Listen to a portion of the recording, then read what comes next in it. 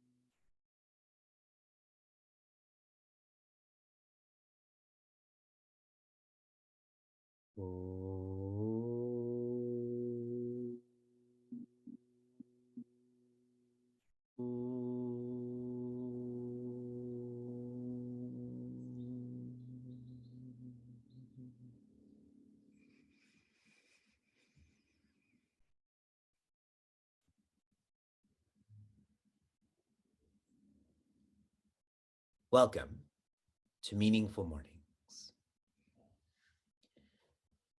In June, I interacted with a family where the husband donated his kidney to his wife who needed this.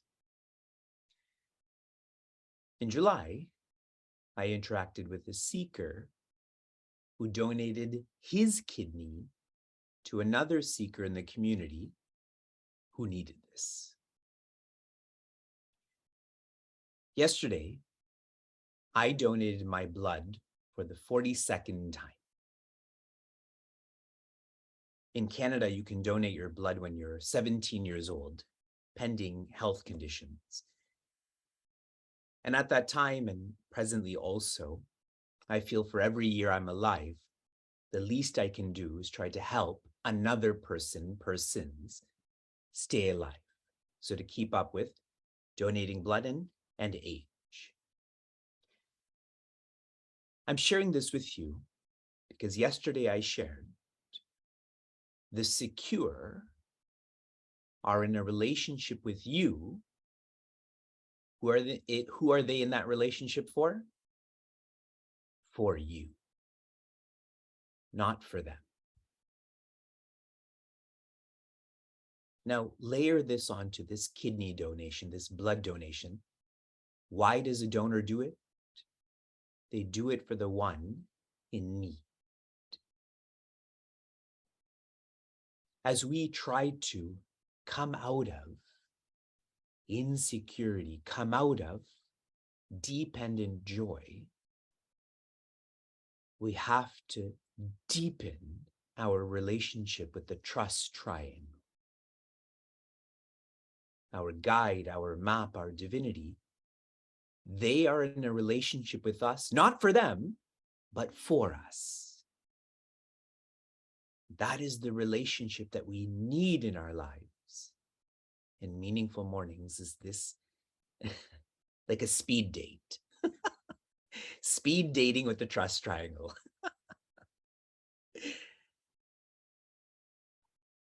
The teachings of Bhagavad Gita begin when Prince Arjuna shares, Yat Shreyaha Syat Nishchitam Bruhi Tat Me.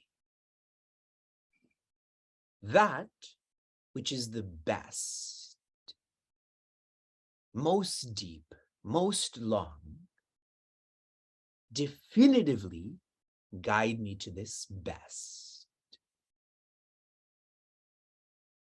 When you read a typical commentary on this one quarter, this is chapter 2, verse 7,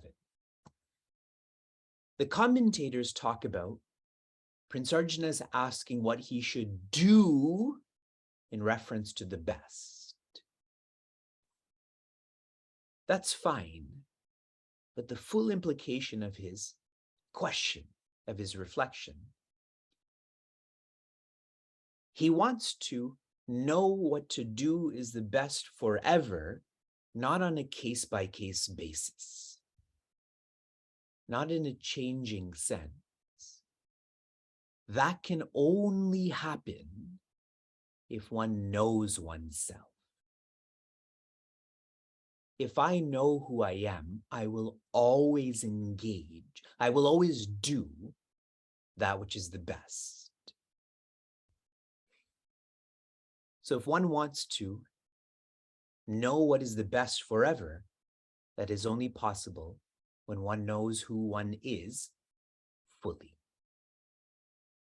Are you with me? I'll make this more tactile. If you're doing whatever verb you're engaged in, and that doing is not facilitating knowing who you are, then your doing is described as shrama. Shrama means labor. Like a car engine just spins and spins and rotates and pivots, but it doesn't know itself. It's a machine. But if your doing is leading to you knowing you are divine, then that is not shama, that is yoga. So yesterday, did you know yourself more? If no, then you engaged in labor. You are a laborer. If yes, then you engaged in yoga. You are a yogi. Sharing this in a more tactile way. In my interactions with our youth, young adults, evolving adults, I've observed that more are engaged in more substances. They're using drugs more. They're using alcohol more. And if you use this in the wrong way, it turns into substance abuse, correct? But who's getting abused? Do you think those drugs are getting abused? The alcohol is getting abused? The user is getting abused by a lifeless entity. It's just matter.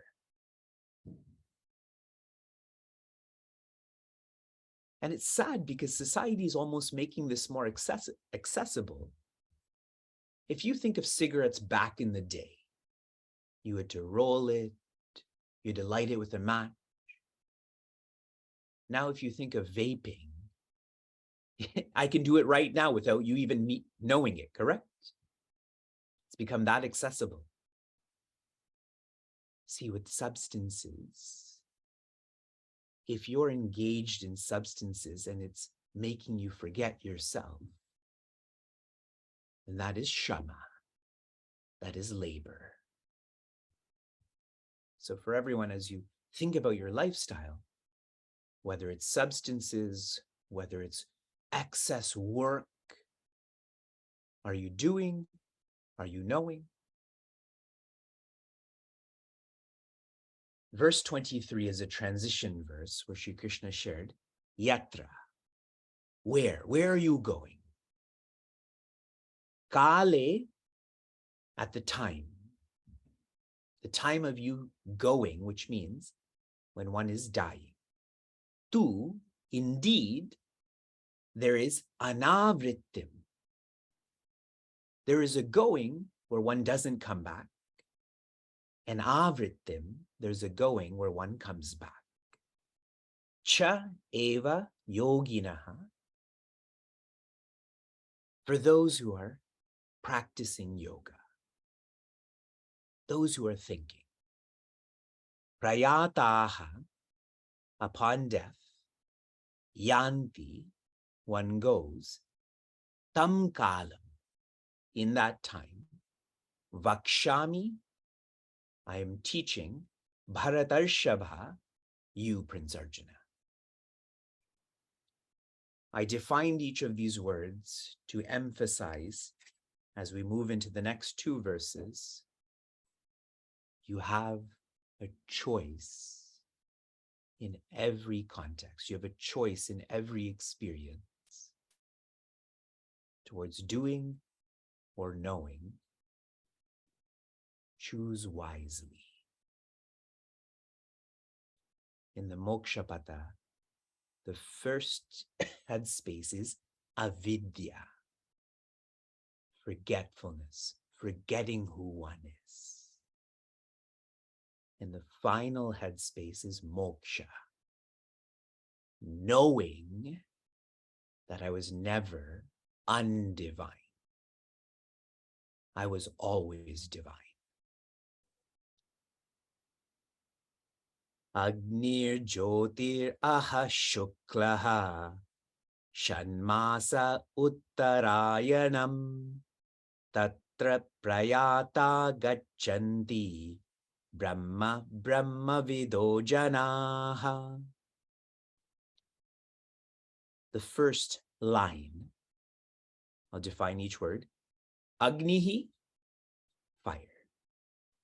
Jyotihi, light. Ahaha, day, as in daytime. Shuklaha, a bright fortnight. The 2 weeks where there's more light. Shanmasa Uttarayanam, the 6 months where the sun is moving towards the north. These are all words indicating divya. Divya, which means to shine. What shines for us? All because of awareness. The original shine is awareness, upon which there's any other sense of shining. Whether it's your nail polish or Zoom or any of these words like fire and light and so on. Each of these words has an opposite that is coming in the next verse. Tatra prayataha gachanti. This is from the previous verse. Yatra, based on your lifestyle, tatra prayataha, then when you die, gachanti, you will go. You will take up another form to continue your journey. Yatra, tatra. The implication of this quarter, your lifestyle becomes your vision. If your lifestyle is one of tamas, laziness, rajas, aggressiveness, yatra, if it's like this, tatra, one's vision, how one thinks, how one desires, one's prints, they become like that. And the primary factor that decides our destination, our destiny, is our prints, our vasanas. Last quarter, janaha, the people, us. Brahma vidaha, the people who know, not Brahman, as in infinity, but Bhagwan Brahma, as in the relative creator. Remember I explained that about Bhagwan Brahma's daytime, nighttime, and so on. Where do they go? They go to Bhagwan Brahma.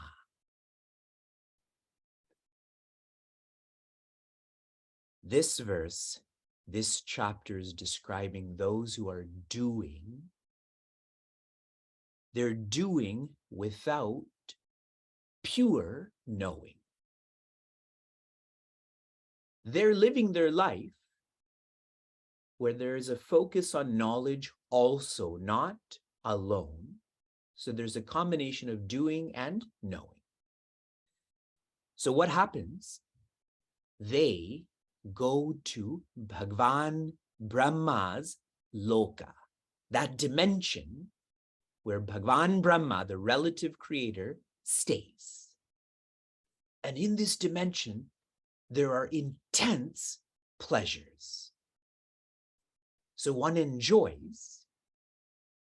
Combined with this, Bhagwan Brahma becomes one's teacher, one's guide.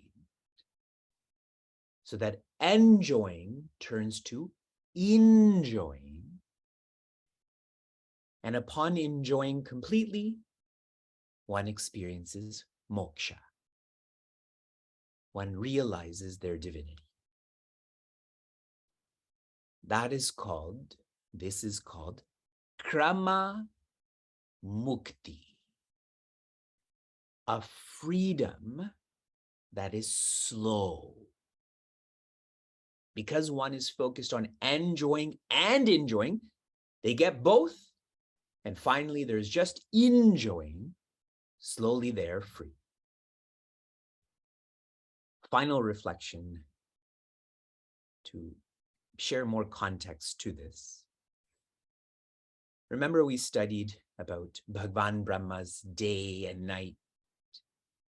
We never got into his lifetime, and I'm not going to because it's too long. Bhagwan Brahma is the relative creator. In time, he is also subject to time. He merges with the absolute creator. That is Bhagwan Narayana. If the creator merges, then creation will merge too. So when the creator merges, that's when one will be free, independently joyous. In terms of length of time, it is unimaginable.